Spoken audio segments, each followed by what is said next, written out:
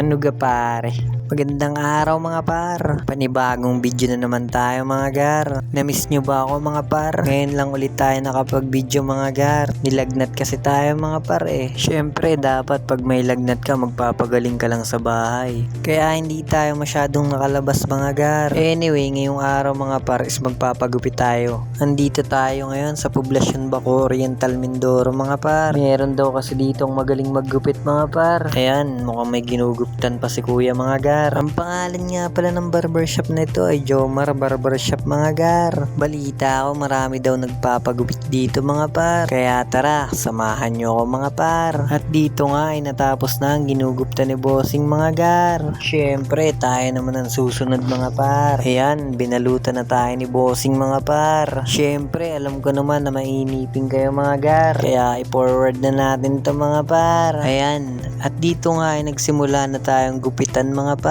Syempre habang ginugupitan tayo mga par, nanghihinayang tayo sa buhok natin mga gar. Kung pwede nga lang pahabain to mga par. Kaso may trabaho tayo eh. Tapos nag-aaral pa tayo mga gar. Kaya dapat lang nabawasan natin ang buhok natin mga par. Pasensya na kayo mga mahal kong buhok. Kailangan ko kayong isakripisyo para sa aking pag-aaral at trabaho. Balang araw may intindihan nyo din ako. Anyway mga par, kamusta nga pala mga Valentines nyo mga gar? Sigurado ako kinilig na naman ng mga girlfriend nyo mga par. Syempre ikaw ba naman ang bigyan ng bulaklak o kaya chocolate? Pag di ka ba naman kinilig, ewan ko na lang mga par. Pero alam nyo ba mga gar, na pagkatapos mong pasayahin ang jowa mo sa Valentines mga par, kapag tinoyo na naman yan mga gar, tsak ako makakalimutan yan kung paano mo siya pinakalig nung Valentines mga par. Pero syempre lalaki tayo mga gar, kaya dapat intindihin at unawain natin sila mga gar. Tsaka obligasyon talaga natin na pasayahin sila mga gar.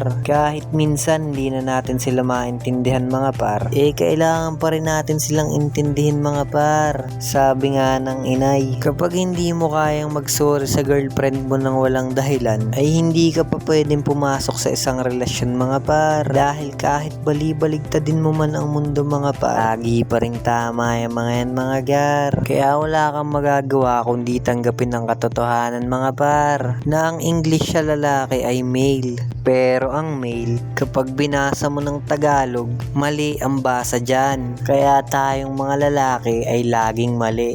Siguro tanggapin na lang natin ang katotohanan. Syempre minahal mo yung tao, kaya dapat kahit isang pack, kahit isang bote o 1.5 man o isang galon ang toyo niyan, wag mong sasabayan kasi hindi ka mananalo dyan. Anyway, tama na yung usapan na yan mga gar. Balik na tayo dito sa gupitan mga par. At dito nga ipinapagpagan na lang tayo ng buhok mga par. Napakagaling namang maggupit ni bossing mga par. Ayan, tinanggalan na nga tayo ng balot mga gar. At dito na nga natapos ang paggugupit sa akin mga par. Gusto nyo bang makita ang resulta mga gar? Ayan, napakaanga. Syempre, titingnan natin kung anong pinagbago mga par. From this to this. At dito na nga natatapos ang video natin mga par. Samahan nyo ulit ako sa susunod. Paalam!